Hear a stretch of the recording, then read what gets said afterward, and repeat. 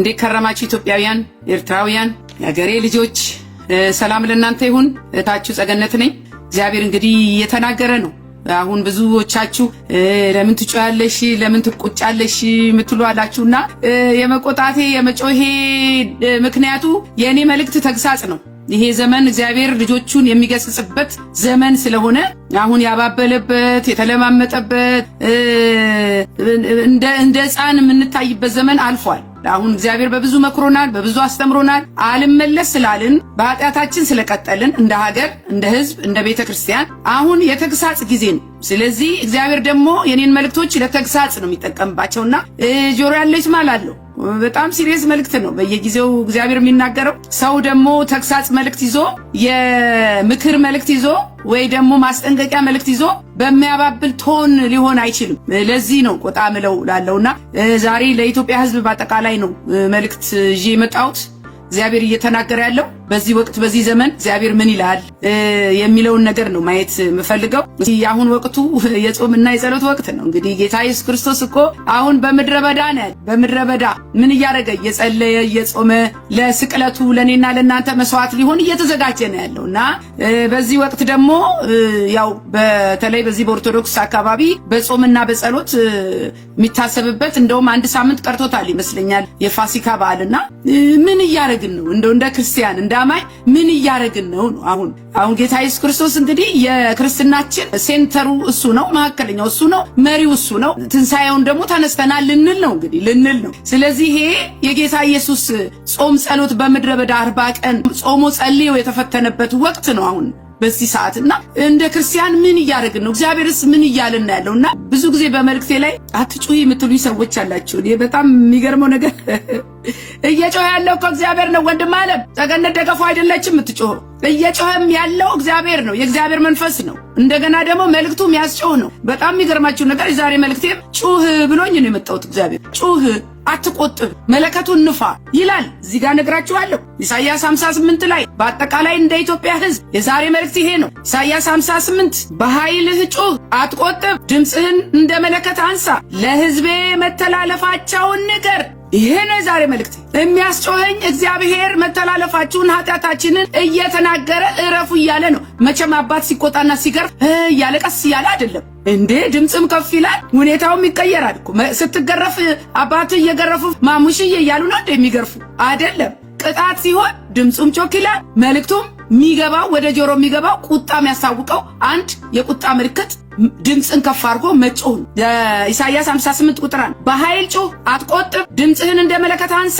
ለምን? ለሕዝቤ መተላለፋቸውን ንገርልኝ። ዛሬ መልእክቴ ኦርቶዶክስ ጴንጤ ምናምን የለም፣ እንደ ኢትዮጵያ ሕዝብ ነው የዛሬው መልእክት። እንደ ሕዝብ እንደ ሀገር ነው እግዚአብሔር እየተናገረ ያለ። ለምንድን ነው ምን ብዬ ነው የምጮኸው ካላችሁ በቁጥር 2 ላይ ስሙኝ። ነገር ግን ዕለት ዕለት ይሹኛል አለ እኮ። ጾም አለ፣ ጸሎት እኮ አለ፣ እግዚአብሔርን መፈለግ የሚመስል ነገር አለ እኮ።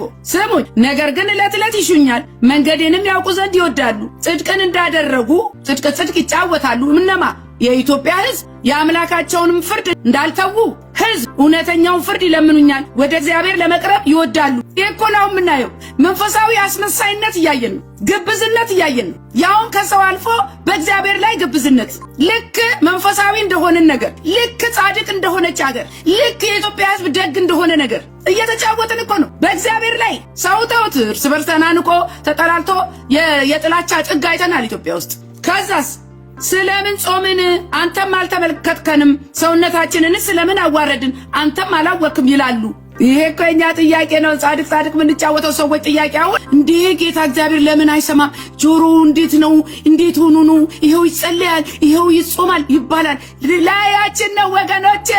እግዚአብሔር ግን ከሱ የተሰወረ ነገር ስለሌለ መልሱን ሰጥቶናል። አሁን የጴንጤው ህብረተሰብ ይጸልያል፣ የኦርቶዶክስ ጾም ጸሎት ይዟል። አሁን 40 ቀን ስሙኝማ፣ ለ40 ቀን እኮ ከሽሮ ከምናምን ከስጋ ከእንቁላል ተከልክሏል። በቀደም እንደውም የነሱ ዋናው አስተማሪ ሲቀልድባቸው ነበረ። ከእንቁላልና ስጋ ምን ጾመው በተዋለድ ስለሚመጣ ነው ብሎ። መቼም የመምህር ዘበነ ተረት አያልቅም። አሁን ዛሬ ግን የምነግራችሁ ነገር ምንድነው? ለምንድነው ጸሎታችን መልስ ያላገኘው? ይሄው እግዚአብሔር መልስ አለ ወገኖቼ። የእግዚአብሔር ቃል እኮ አይዋሽ። ለእያንዳንዱ ጥያቄያችን መልስ አለው። ምን አለ መሰላችሁ? እነሆ በጾማችሁ ቀን ፈቃዳችሁን ታደርጋላችሁ። ሰራተኞቻችሁንም ሁሉ ታስጨንቃላችሁ። እነሆ ለጥልና ለክርክር ትጾማላችሁ፣ ለግፍ ጡጫም ትማታላችሁ፣ በግፍ ጡጫም ትማታላችሁ። ድምፃችሁን ወደ ላይ ታሰሙ ዘንድ ዛሬ እንደምትጾሙት አትጾሙም። ውሸት እኮ ነው። የኢትዮጵያ ሕዝብ ውሸታም ሆኗል። የኢትዮጵያ ሕዝብ በአጠቃላይ ነው የምላችሁ ግብዝ ሆኗል። ኦርቶዶክስ ቢሆን፣ ጴንጤ ቢሆን፣ ካቶሊክ ቢሆን፣ ሙስሊም ቢሆን ሁሉም እንደ ሕዝብ እንደ ሀገር አስመሳዮች ሆነናል። እግዚአብሔር ለዚህ ነው ይኸው መልስ አመጣ። አሁን የኩዳዴ ጾም ይመስላል አገር ቤት ሰው የሚጾም ይመስላል፣ ሰው የሚያስቀድስ ይመስላል። ከሚሆነው አንጻር በጣም የሚገርማችሁ ነገር ደግሞ በዚህ ወቅት ነው ሁላችሁም የሰማችሁት በኢቢኤስ የተላለፈው የብርቱካን ጉዳይ። ስሙኝማ ስሙኝ፣ ጾመኞች ነን ከሚሉት ነው ድራማ ተሰርቶ ህዝብን ከህዝብ ለማጋጨት አገር ላይ ብጥብጥ ለማመስ ከካናዳ ከአሜሪካ በገንዘብ ተሳስረው ድራማ ተሰርቶ ህዝብ ፊት ቀርቦ እንደዚህ አይነት የተንኮል ጭንቅላት የማን ነው ካላችሁ የኢትዮጵያዊ አያሳፍርም? እግዚአብሔር ግን አጋለጠ። እግዚአብሔር ግን ከለከለ። ሊመጣ ያለውን አስባችሁታል? የኢትዮጵያ ህዝብ እንደዚህ ክፉ ነው ይላችሁ። እውነተኛውን ምክንያት ሲያጡ ማለት ነው። እንግዲህ በጣም የሚገርማችሁ ነገር ደግሞ የእስራኤል ጠላቶች ለምሳሌ ፍልስጤማውያን የእስራኤልን አምላክ ይፈሩ ነበር። እንዴ አምላኩን አትፈሩም እንዴ? መንግስት ላይ የተቀመጠው እኮ የኢየሱስ ክርስቶስ ተከታይ ነው። አምላክ አለ እኮ እዛ ጋር ቁጭ ብሎ የእናንተን የተንኮል ሴራ። እኛም ደግሞ ስለ ሀገር እንጸልያለን ሁሉ ጊዜ ከውጭ ከውስጥ የሚመጣውን ክፉ ነገር ከልክል እያለ።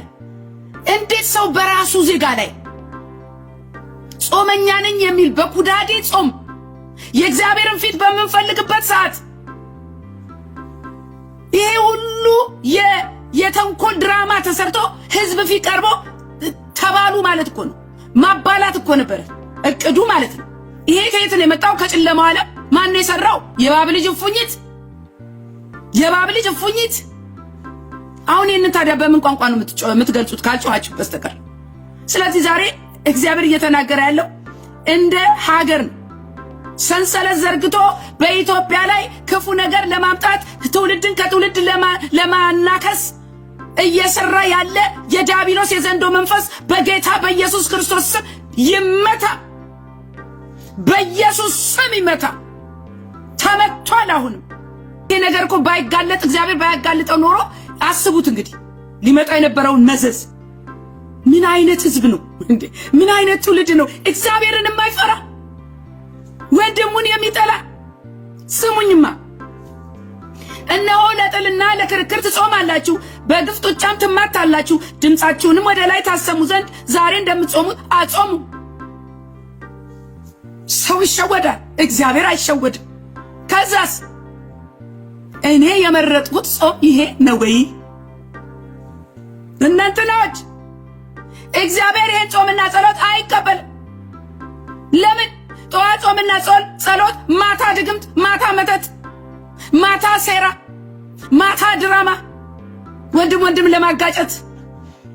የእኛም ቤት የዛም ቤት የዚህም ቤት አሁን ምንም መለየት አይቻልም። ኧረ አይቻልም። ተቀላቀለናል፣ ሸክም ሆነናል። ለሀገር ሸክም፣ ለሀገር መፍትሄ፣ ለህዝብ መፍትሄ፣ ለትውልድ መፍትሄ ይዘን መገለጥ ሲገባን እኔና እናንተ የወንጌል አማኞች ጉዳያችንን ይዘን ወደ መንግስት መሮጥ ጀምረናል። ይሄ ካላሳፈራችሁ ምን ሊያሳፍራችሁ ይችላል? የእግዚአብሔርን መንግስት የሚያገለግል ሰው እኮ ከመንግስት ቦታ ወደኛ እየተሮጠ መፍትሄ ፍለጋ ወደኛ ነበር። ህልም የምትፈታው ቤተክርስቲያን ነበረች። ሰብስባ ማብላት ያለባት ቤተክርስቲያን ነበረች። ህዝብ የምታረጋጋ ቤተክርስቲያን ነበረች። ዛሬ ግን ቤተክርስቲያን ከክብሯ ወርዳ ዶሴዋን ይዛ ወዴት? ወደ ጠቅላይ ሚኒስትሩ ቢሮ። ኧረ ሼም! ኧረ ሼም! በእኛ ዘመን ሼም! ሼም! በእኛ ዘመን ሼም! እግዚአብሔር ይርዳን ወገኖቼ። ስሙኝማ፣ እኔ የመረጥኩት ጾም ይህ ነው ወይ? ሰው ነፍሱን የሚያዋርደው እንደዚህ ባለ ቀን ነውን? በእውኑ ራሱን እንደ እንግጫ ዝቅ ያደርግ ዘንድ ማቅንና አመድን በበታቸው ያነጥፍ ዘንድ ነውን? መቼ ያነጠፍን? መቼ ከልብስ ንስሐ ገባን? እናንተ ኃጢአታችን እኮ በላይ በላዩ እየተለሰነ እላዩ ላይ ጉብ ብለናል እኮ። ከስር እኮ ኃጢአት ነው እንድማረ ቆሻሻ ከላይ ነው የተቀመጥከው። ተቆልሎ እኮ ነው፣ ቆሽሿል እኮ ቤቱ እኮ ቆሽሿል። ሳይጠረግ እኮ ነው ከላይ ምንጣፍ ነገር የተለበሰው። ብዙ ያልተወራረደ ሂሳብ አለብን፣ እዳ አለብን። ስሙኝማ እግዚአብሔር ይርዳን ወገኖቼ። ሕዝቤ ምስጋና ትቷል ይላል እግዚአብሔር። ምስጋና የለም፣ እግዚአብሔር መፍራት የለም፣ ፍቅር የለም። መጨረሻው ዘመን በአመፁ ቀጥሏል። አምናም ካቻምናም ያማራል። በነገራችሁ ላይ ይሄ መልእክት የተጻፈው በ2023 ከሁለት ዓመት በፊት ነው መልእክት የተጻፈው። ግን ዛሬም ትኩስ ነው። ዛሬም አልተመለስንም። ከሁለት ዓመት በፊት የተጻፈ መልእክት ነው ዛሬ ማቀርብላችሁ። አይገርማችሁ? እግዚአብሔር ሲመክረን አሁን ወደ ተግሳጽ ወደ ቁጣ ገብቷል። እየተቆጣ ነው ጌታ። በየትኛውም የተለሳለሰ ድምፅ ሊገባን አልቻለም። ስለዚህ ጅራፉን አንስቷል። አሁን ጅራፍ ያነሳ ሰው እኮ እየተለማመጠ አይደለም የሚገርፍ እያለ ግርፊያውን ያሞቀዋል እንጂ። እባካችሁ ስሙኝማ፣ እግዚአብሔርን የሚፈራ የለም፣ የሚያስተውል የለም። ክብሬን ትተዋል፣ አይሰሙኝም። የኢትዮጵያ ሕዝብ ልቡ ደንድኗል። ሕዝቤ ኃጢአቱንና መተላለፉን አላወቀም። ትልቁ ችግር መተላለፉንና ኃጢአቱን አላወቀም። የንስሐ መንፈስ የለውም። ጻድቅ እንደሆነ መልካምም እንደሚሰራ እግዚአብሔርን ስጠኝ አምጣ ብሎ ይለምናል። ነገር ግን ተው የተባለውን አይተውም፣ አድርግ የተባለውን አያደርግም። ወደ እኔም አይጮህም።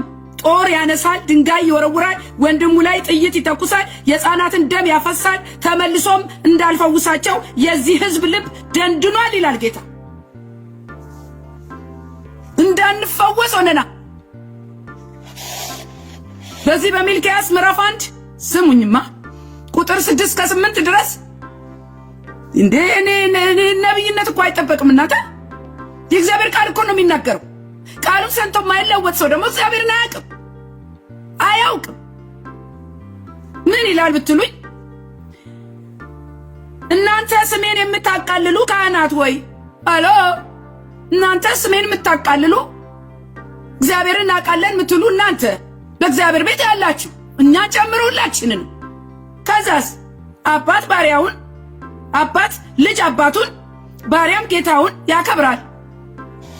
እኔስ አባት ከሆንኩ ክብሬ ወዴት አለ? ይህንን ስሰሙ ትንሽ አይሰማንም? የሆነ ልባችሁ በእግዚአብሔር ላይ የምናደርገው ነገር እግዚአብሔርን እንዳሳዘነው አይሰማችሁ? ልባችሁ ውድቅ አይልም? አባት እንደዚህ ሲናገር ይህ እኮ የእግዚአብሔር ቃል ነው እኮ። ጸገነት ደገፉ ያመጣችሁ ነገር አይደለም። ስትሰሙት እኮ ጸገነት ደገፉን ለምን ትሰማላችሁ? እግዚአብሔር ተናገረ ብላችሁ ለምንድን ነው ማሰሙት? ሰው የእግዚአብሔርን ቃል ሲያመጣ እኮ መታየት መሰማት ያለበት እግዚአብሔርና ቃሉ ነው እንጂ አቅራቢው አይደለም። ከራሴ ፈጥሬ ልቦለድ አይደለም የምናገረው። በጣም የሚገርም ነገር እኮ ነው ይሄ ነገር። ምን ይላል ብትሉኝ፣ ጌታ እስከሆንኩ መፈራቴ ወዴት አለ ይላል የሰራዊት ጌታ እግዚአብሔር። እናንተም ስምን ያቃለነው በምንድን ነው ብላችኋል። ከዛስ የኢትዮጵያ ሕዝብ ራሱ እንደ ጽድቅ ይቆጥር የለም? አጥፍቻለሁ ብሎ ያስባል የኢትዮጵያ ሕዝብ? የኢትዮጵያ ሕዝብ እኮ አጥፍቻለሁ ብሎ አስቦ አያውቅም። ጻድቅ እኮ ነው ሁልጊዜ የሚጫወት በሄደበት ደም። አሁን እንኳን በዚህ በተዋረድንበት ዘመን፣ ገበናችን ዓለም ላይ በተሰጣበት ዘመን ኢትዮጵያዊ አሁንም ጻድቅ ይጫወታል። ይልቅስ አንገታችንን ደፍተን በእግዚአብሔር ስም ንስሐ ብንገባ ነው የሚሻለው የሚያዋጣው። ራሳችንን ዝቅ ማድረግ አይሻለንም? እግዚአብሔር ግን እንዲህ አለ በቁጥር 7 ላይ በመሠዊያዬ ላይ ርኩስ እንጀራ ታቀርባላችሁ፣ እውር መስዋዕትን ይህ ክፉ አይደለምን? አንካሳውንና የታመመውን ስታቀርቡ ይህ ክፉ አይደለምን? በመሠዊያዬ ላይ እሳትን በከንቱ እንዳታቃጥሉ ከእናንተ ዘንድ ደጅ የሚዘጋ ሰው ምነው በተገኘ። ከዛ በኋላ ትልቁ የኢትዮጵያ ሕዝብ ስሙኝ፣ እግዚአብሔር ያለው በእናንተ ደስ አይለኝም። ኧረ በእናንተ ደስ አይለኝም። ለምን? ከበደላችን የተነሳ ከጥፋታችን የተነሳ የውሸት ጾም፣ የውሸት አምልኮ፣ የውሸት ጸሎት የት አለ ፍሬው? እንደገና እየባሰብን ሄዷል። ጭራሽ እኛም የወንጌል አማኞች የችግሩ የጥፋቱ የአመጹ ዋና ተዋናይ ሆነናል። ዋና በማንሸፍነው ደረጃ በእናንተ ደስ አይለኝም፣ ቁርባንንም ከእጃችሁ አልቀበልም ይላል የሰራዊት ጌታ እግዚአብሔር።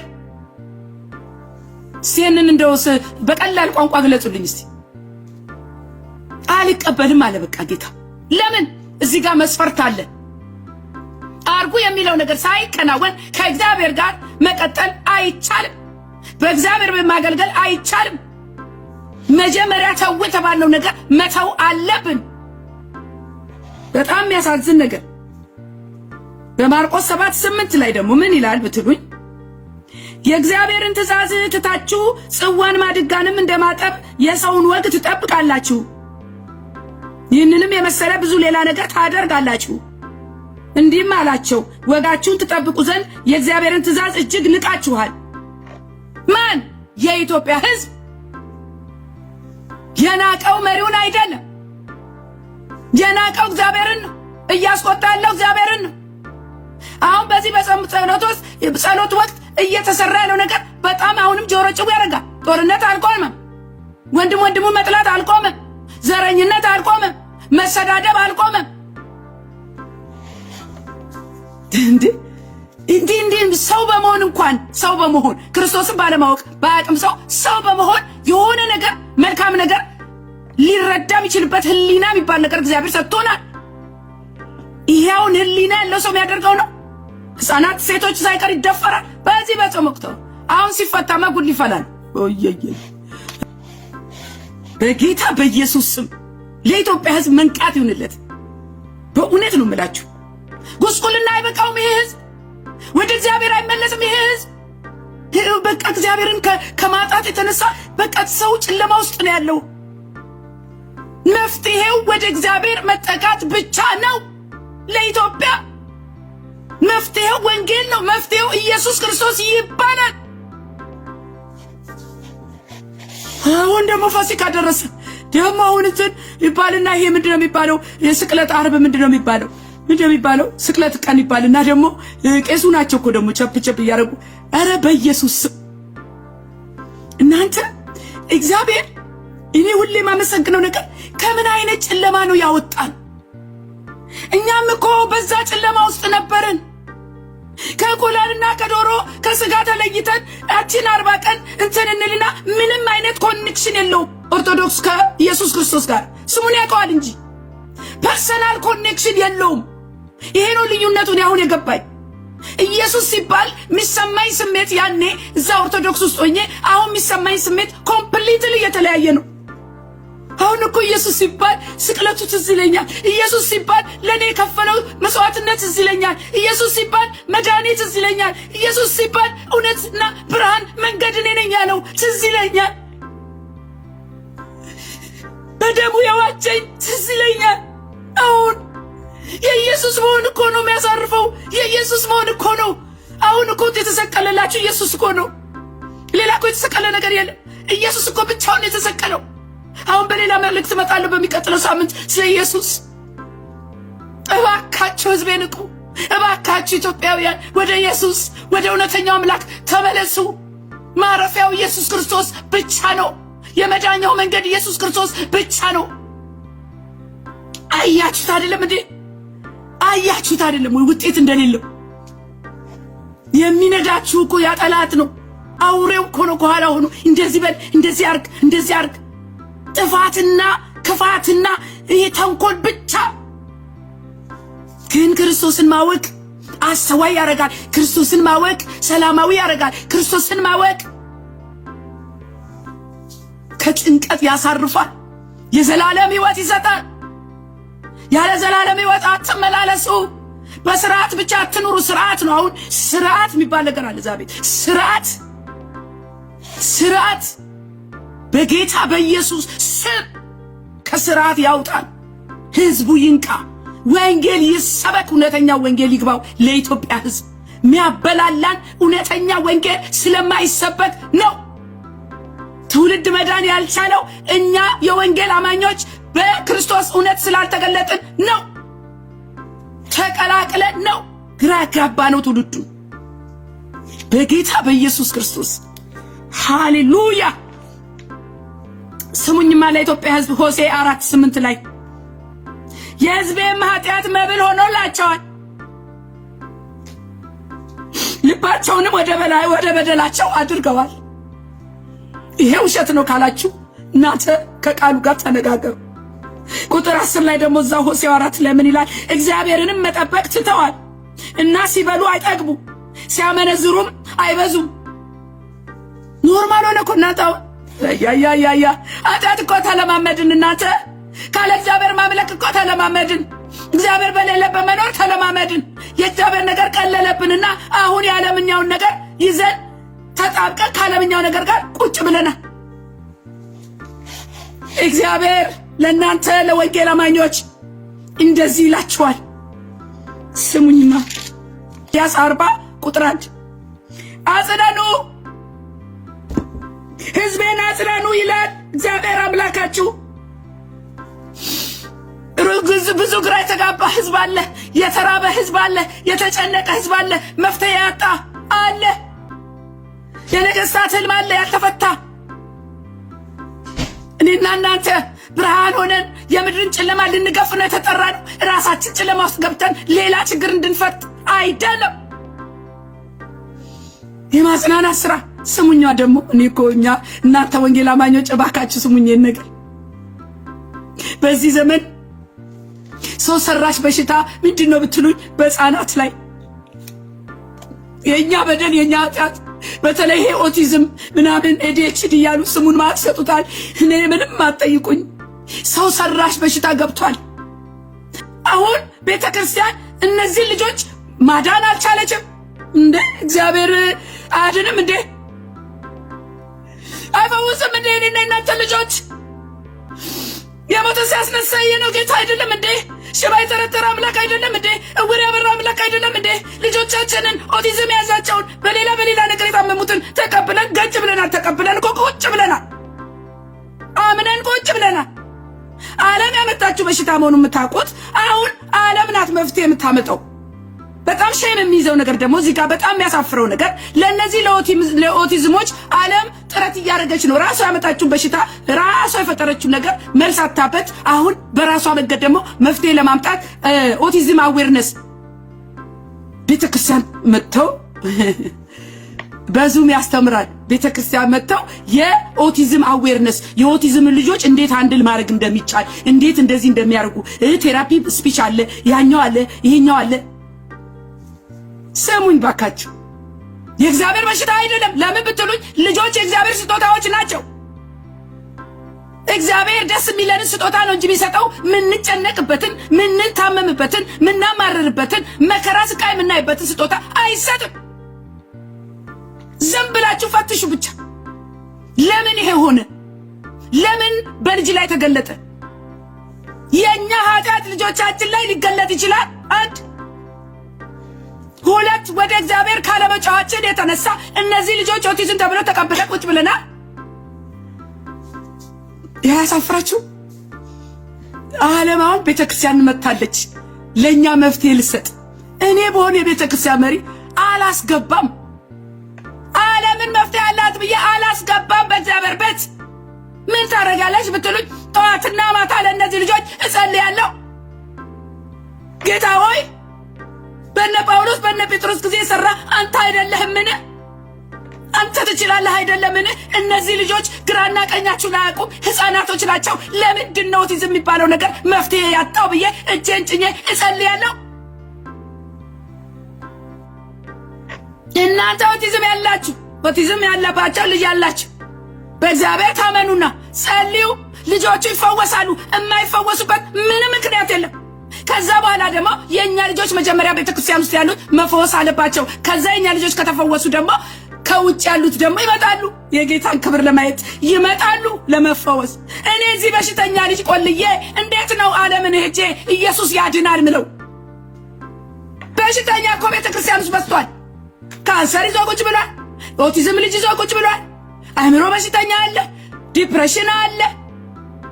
የእግዚአብሔር ቤት እኮ የበሽታ ማጎሪያ አይደለም፣ በሽታን ማስለቀቂያ እንጂ የበደልን እስራት ትፈቱ ዘንድ ቁጥር 6 ላይ ቀንበርንስ ጠፍር ትለቁ ዘንድ የተገረፉትን አርነት ትሰዱ ዘንድ ቀንበሩን ሁሉ ትሰብሩ ዘንድ አይደለምን?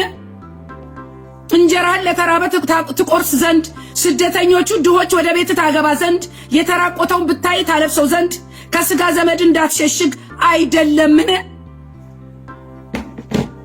ስለዚህ እግዚአብሔር የፈቀደው ጾምና እኔና እናንተ ምን ጾመው ጾም አንድ አይደለም። እግዚአብሔር የሚፈልገው ጸሎትና እኔና እናንተ ምን ጸልየው ጸሎት አልተገናኘም። ይሄ ካልገባን እንዲሁ ግራና ቀኝ ሆነናል፣ ፊትና ኋላ ሆነናል፣ ከእግዚአብሔር ጋር ተለያይተናል። እርስ በርሳችን እንዲያስታርቁን ወደ መንግስት፣ የታመሙ ልጆቻችን መፍትሄ እንዲሰጡ ወደ ዓለም ሐኪም። እዚህ ጋር እኮ የእግዚአብሔር የሆነ ትልቅ ኃይል አለ እኮ እናንተ። አስታራቂ ቃል አለው እኮ ጌታ።